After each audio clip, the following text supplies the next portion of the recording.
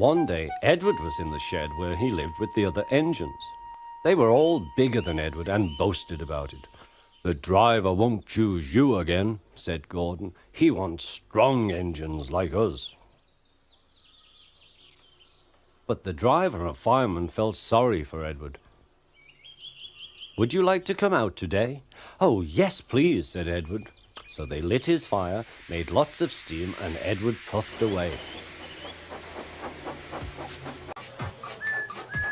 The other engines were very cross at being left behind.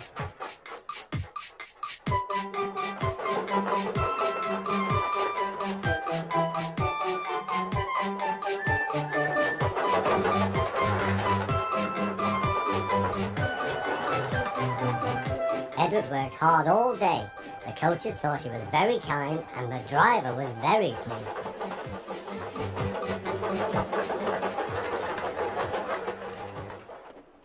"I'm going out again tomorrow," Edward told the other engines that night.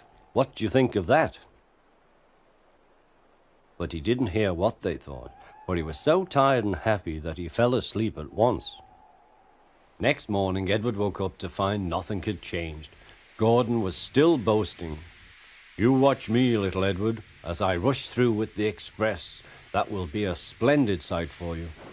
Goodbye, little Edward. Look out for me this afternoon."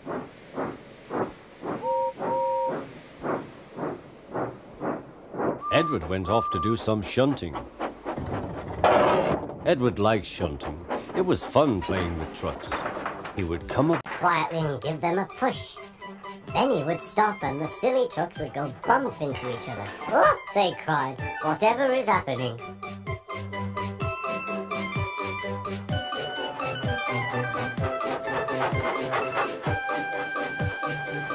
Edward played till there were no more trucks.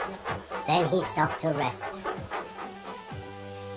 Presently he heard a whistle. Gordon was very cross. Instead of nice shining coaches, he was pulling a lot of very dirty trucks.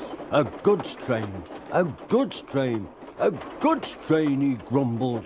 "The shame of it, the shame of it, oh, the shame of it." Edward laughed and went to find some more trucks. Then there was trouble. "Gordon can't get up the hill," the porter called to Edward's driver. "Will you take Edward and push him, please?" They found Gordon halfway up and very cross. His driver and fireman were talking to him severely. "You're not trying." "I can't do it," said Gordon. "The noisy trucks hold an engine back so." Edward's driver came up.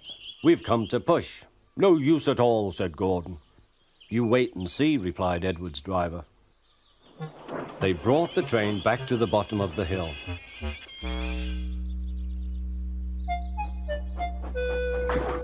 "I'm ready," said Edward. "No good," grumbled Gordon. They pulled and pushed as hard as they could.